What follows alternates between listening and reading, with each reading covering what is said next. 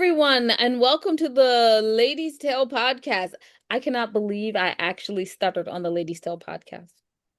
You know how easily that rolls off my tongue. I'll be like, the Ladies' Tale podcast. It's time for the Ladies' Tale podcast. I'm always so excited talking about, I got people here. Okay.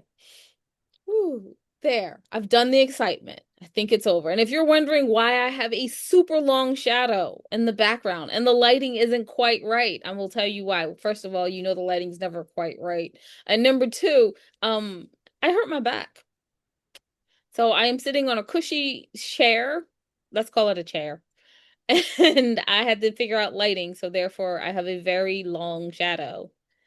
And I think I did a terrible job choosing this because now it makes me look like I am a one-eared rabbit. I'm gonna tell y'all I lost the other ear in a bar fight, and that person looks worse. That's what happened. Anyway, I'm Winona, by the way, and I just remembered to introduce myself after that long story. I apologize. I'm Winona, I'm one of the End I Thought ladies. In the End I Thought ladies, we guess what? I'm gonna say, guess what you think we do? We write books. There's if only I were me a memoir in verse, and I thought divorce was bad. If on and I thought being grown up was easy. Foreign coffee, widow's web, and widow's debt. That is six. There are 21 more of those things because apparently my pen won't stop scribbling. So in that case, you can see all the rest of those at www.andithoughtLadies.com. And before my guest gets bored and falls asleep because it's morning time where she is of the next day, she can tell me the future.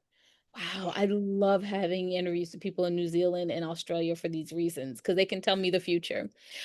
You're not here to hear about me or my one-eared rabbit stories. You're here to hear about our wonderful guests. Wonderful guests, would you like to introduce yourself? Hi there. Nice to meet you all. I'm Liz Mullane. I live in New Zealand, Wellington, little tiny little island in New Zealand. And yeah, what can I tell you? I work in the film industry as a casting director, and I have just got back from having coffee, which was an essential part of my morning before I can even start talking. So there we go. I'm all good. Nice to meet you. Nice to meet you. And I know you're talking to my audience and not me, but hey, the narcissist in me was like, she's speaking with you as well. Okay, you first of all, you said a casting director, and I really should start off with being like, what is a casting director? But I don't like boring questions to start off with. So, my question is, what do you think would be the best way to get a casting director's attention if you're an actor? Oh, good question.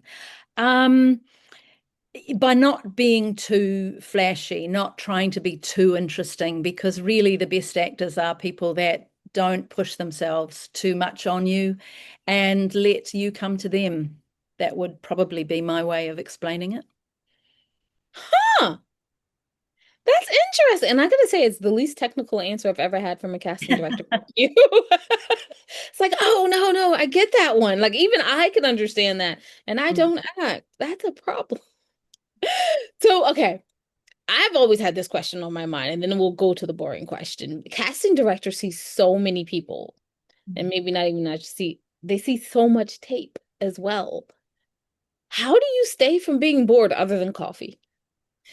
You know what? It's a great question. You just have to really understand that all these people have been invited to offer up what they can do to you, and you want to make sure that everybody gets seen because you just never know when a gem will pop up. So I set aside sort of blocks of time where I'm really focused and I'll get through, 50 tapes in one setting, and then I'll leave it for a bit and then I'll come back again. I'm somebody who likes to have actors in the room. I like to be actually directing them, but that's not always possible. And certainly that changed with COVID. So it's half and half. If I'm in Wellington, I get people in the room. If I'm if they're from elsewhere in the country or Australia or wherever, they come in via self-tape. So I have to schedule my time really well. Wow. And she actually schedules the time to watch them, so you're not just sending them to a wasteland. No. Oh, because that has to feel amazing. Another question that's on my mind, and then I swear I'm getting to the real professional questions. How do you do nice rejections if they're in the room?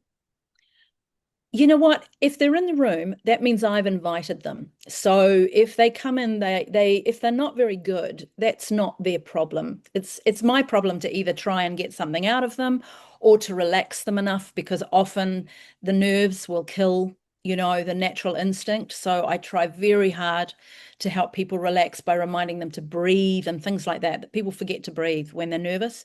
And also, my background is an actor, so I know what it feels like. So I'm very invested in not having someone leave my room having had a horrible time. I don't want to do that to anybody. It doesn't make sense. It's not kind. And yeah, I just imagine myself in their shoes. Oh my goodness. I love the fact that you've actually been to where they're coming into because I remember talking to another casting director in Hollywood and he loves to have people come into the room also. Um, Mm. but he was saying that a lot of times like they have to be very open and very vulnerable and they need to feel like that you're pretty much cradling the safe environment and just letting them roll with what they have envisioned. That is amazing. It's like you guys get to almost sculpt and craft a talent, I guess you could. Yeah, and in some cases that's absolutely true. You find a way in to get what you want from them because otherwise, I've invited them in the room. If I can't get something out of them, then it's a waste of both of our time. And that doesn't happen often. They might not be right for the role, but we've got something there. And then that just they go into the file and they're always there, and then we can bring them back again, knowing what their limitations might be. So you now I'm not even gonna go ahead. I was like, I'm really getting involved in this conversation now. I'm not gonna lie. I was just like, oh, this is fun. I'm learning so much. And I was like, I'm coming back. I'm being professional. I'm not going down any rabbit holes. Such a shame. Okay, so now what is a casting director for all of my people who are listening to this that write books? And we have no Sorry, what? idea. For all the people who are listening to the podcast that write books, they have no idea what a casting director is. So can you explain to them what a casting director is? Yeah, a casting director is someone who is brought on by a production, a director or a producer to help them find the cast for their project. So they'll reach out, they'll ask me to read the script. If I like it, because I won't do something I don't like. If it doesn't resonate with me, then there's no point because it's a long process. Let's say I love it, then basically I find out how much money they've got to spend in terms of can I go around the country or is it all going to be by Zoom? Then I reach out to all the local agents wherever we're casting from, wherever the pool can come from, and I request their ideas and I look at their websites and I make selections of people that I think physically suit or have the right background or have the experience that we need. And I get them to audition, send an audition tape in, or I see them in the room. And then I work with the director and the producer and we make selections or we get a short list and then we recall people so that we're all on the same page. Wow. Every time I ask a casting director to explain what they do, I'm like, good God, that's a lot of work. Mhm. Oh my goodness, you guys really invest a lot into it. And like it's one of my favorite things is like when I'm watching shows, I always be like, who's the casting director? And someone was Mm. like, what are you, an actor looking for a job? I'm like, no. Do you know how much Mm. work that is? I just want to talk to them. Just God. Mm. Anyway, so what is your most favorite part? I mean, absolute most favorite part of this job? Uh, well, I do like the recall process when we've got it down to a small group of people that we're really excited about, and then working with them to see if we can meld them into the way that the director sees the character to go, see how directable they are. That would probably be my favorite part, the recall. So a lot of this job is intuition then. Yeah. So how do you know when it's just like, no, this is because a lot of times you read something on paper and then when you see it in the room, it could be almost a little bit of a different interpretation. So how do you just know, like, no, this is the one? This, Well, you know what? It is very subjective, obviously, but for me, it's if they make me feel something, they've got my attention. And that's the key to acting for screen, is not that we don't want to see any acting. We want to see someone have an experience. And if you have an experience, whether it be a good experience or a bad experience or a sad experience, if you are really being truthful in the moment, then that will that'll come across to the audience, that will come across to me. If you make me feel something, I will be interested in you. And not everybody can do that, because everybody, people are scared of showing their true emotion, which you can understand. And therefore, that sits on the surface. And that's more of a theatre. You can get away with anything really on the stage. We will believe you if you're doing crying, but for the screen, you have to actually cry. And that's nobody can make you do that, really. That has to be something within yourself that you are able to pull out. So, I mean, I've been in recalls where I've been sobbing because the actor is sobbing, like crying, like literally crying. And at the end of that, I'm like, well, if you affect me like that, it's going to affect every other human that watches it. And that's magic. As an actor, you bring a very different perspective the to the title of casting director. I've talked to other casting directors and they've been in the executive chair or they were in the screenwriting seat before. So what do you think you bring to the table that's just unique? Well, I know how to trigger things for myself as an actor, so therefore I can share that with other people. I can explain to them that if they are needing to act humiliated, then what they have to do is delve into their own past and find some feeling or memory or place that they felt humiliated in, and then just recall that. And they don't need to tell me anything about what it is. It's just a memory thing. But a lot of actors don't actually realize that to truly get an honest performance, you've got to delve that deep.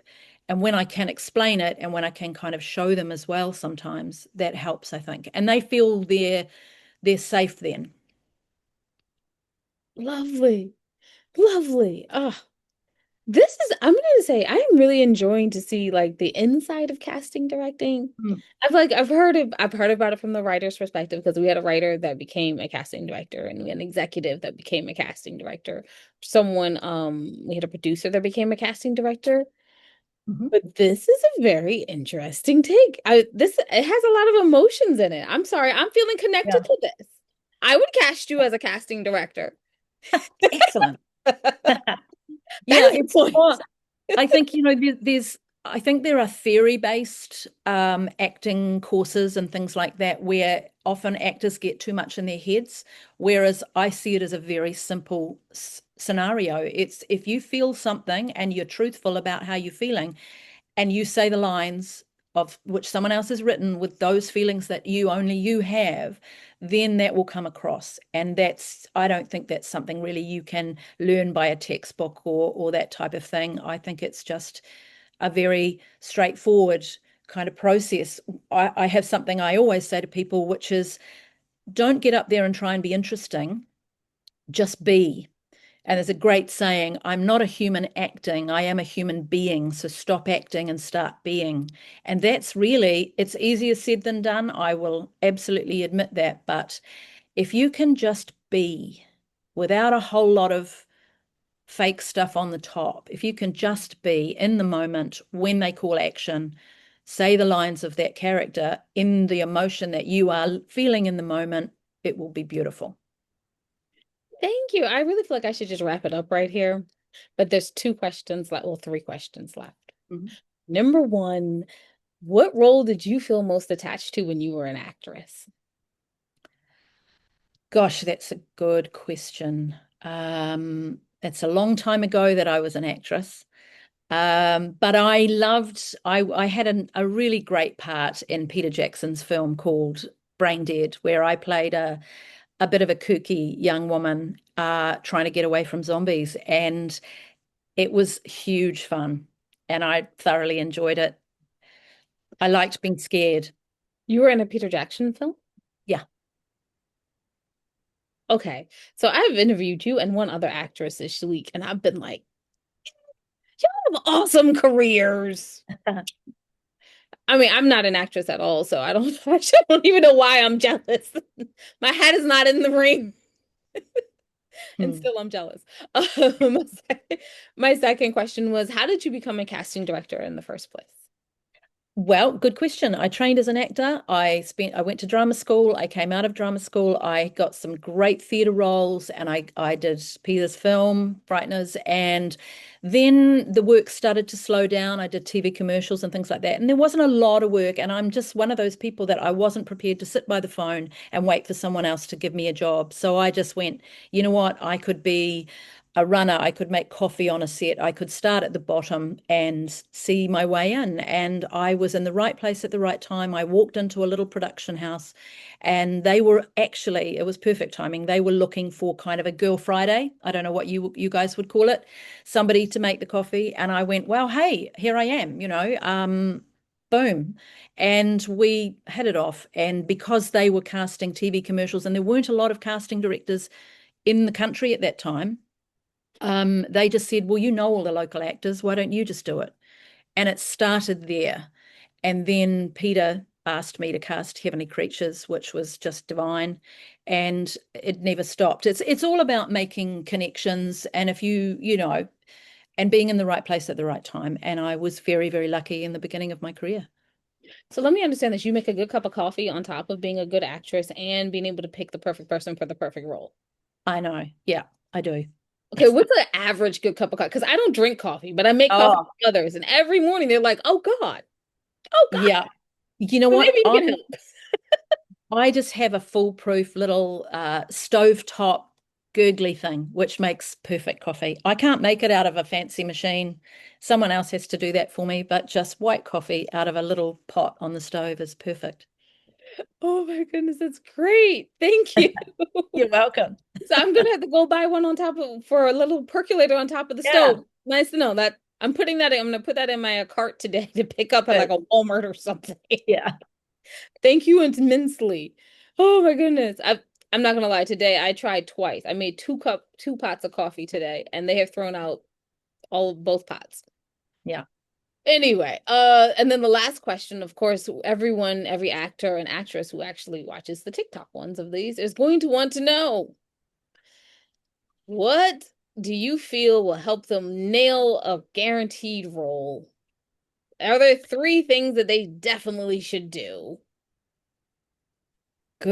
Well, again, it's very, very hard to define, but you are only right for the role when you're right for the role, when the right role comes along, right? You're the right age, you're the right sex, you're the right look, you're whatever it is, when that role comes along. So my thing to people is always go to an audition or take an audition and see that as a wonderful chance to flex your muscles and keep practicing, because the problem for actors is they don't get a lot of time to practice, because unlike sports people, who train every day, actors don't get put in front of casting directors every day.